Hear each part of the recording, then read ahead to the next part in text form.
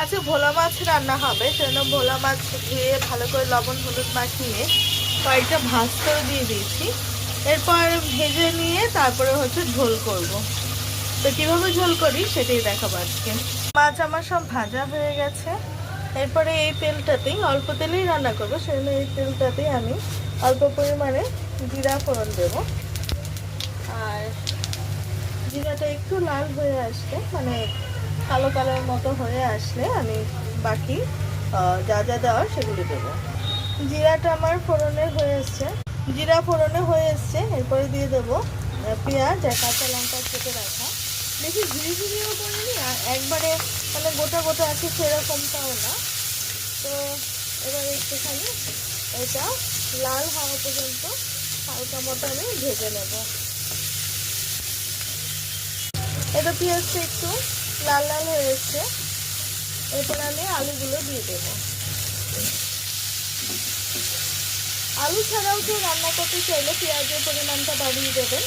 যারা আলু খান না, এখন অনেকেই আলু খায় না তরকারিতে, তো সেই ক্ষেত্রে আলু বাদ দিয়ে শুধু পেঁয়াজের পরিমাণটা বাড়িয়ে দিয়ে বাকি মশলাগুলো সেম রেখে আপনারা রান্না করতে পারেন।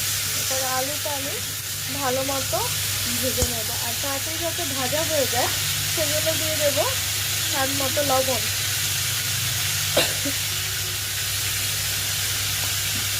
দিয়ে আমার অনেকটা ভাজা হয়ে গেছে তরকারি। তো এরপরে দিয়ে দেবো কালারের জন্য হলুদ, আর দিয়ে দেবো না কয়েকটা মটরশুঁটি দিয়ে দেবো।